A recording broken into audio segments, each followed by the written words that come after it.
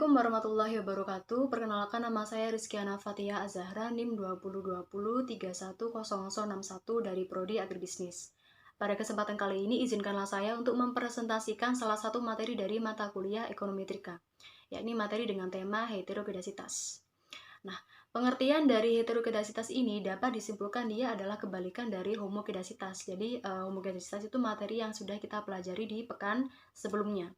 Nah, jadi bisa disimpulkan bahwa heterokedasitas adalah suatu kondisi di mana terjadinya ketidaksamaan varian dari error dari semua pengamatan setiap variabel bebas pada model regresi. Nah, uji ini juga dilakukan untuk menilai apakah ada ketidaksamaan variabel dari residualnya. Jadi, baik homokedasitas maupun heterokedasitas yang dinilai dua-duanya ini adalah nilai residualnya. Nah, kemudian kalau homokedasitas ini nilai residualnya konstan, sedangkan heterokedasitas ini tidak konstan. Nah, maka dari itu bisa dijelaskan bahwa error yang terjadi di dalam heterokedasitas ini bisa jadi sengaja. Jadi variabel independen ini bisa mempengaruhi variabel independen lainnya.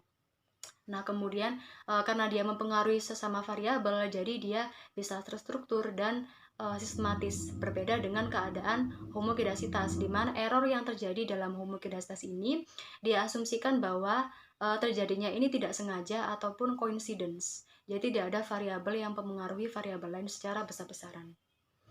Nah, kemudian di sini teman-teman bisa melihat ada beberapa contoh gambar yang menunjukkan kondisi heterokedasitas dan homokedasitas. Pada gambar pertama ada dua gambar. Yang bertanda hijau itu menunjukkan dia adalah keadaan homokedasitas, jadi dia konstan.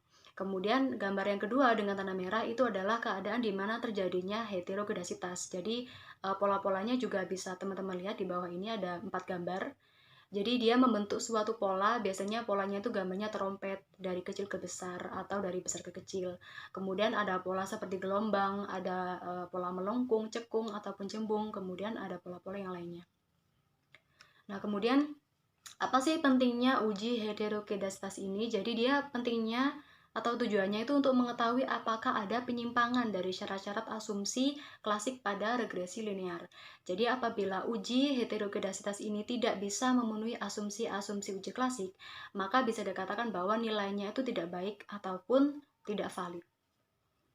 Nah, kemudian ada beberapa metode yang bisa digunakan untuk menguji heterokedasitas. Yang pertama adalah uji Goldfield-Quandt, kemudian ada uji Spark, ada uji Spearman, uji Bruce-Pagan-Godfrey, kemudian ada uji Glatzer, grafik scatterplot, dan yang terakhir uji White.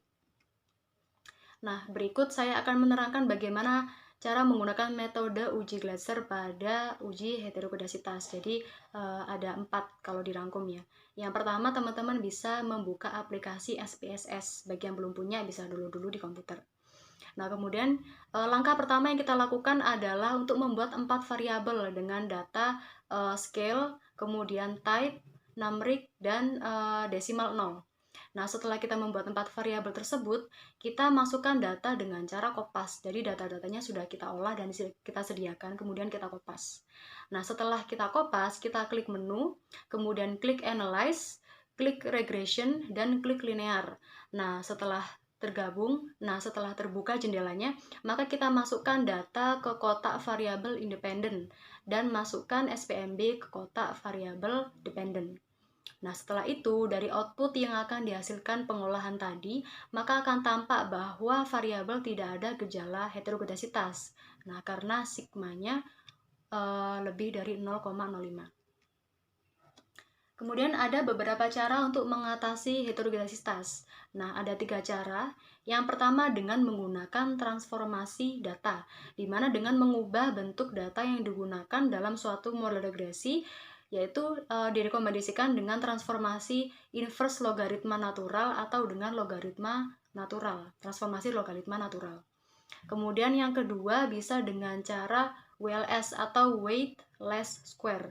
Jadi dengan menggunakan pembobotan pada suatu model regresi yang dilakukan didasarkan pada variansi atau variabel bebas yang menjadi penyebab terjadinya heterokedasitas. Nah, kemudian dengan cara yang terakhir yakni dengan menggunakan cara robust, yakni dengan menggunakan koefisien estimasi yang kebal atau robust terhadap pelanggaran asumsi heterokedasitas. Nah, mungkin itu saja materi singkat dari saya. Semoga dapat dipahami dengan baik.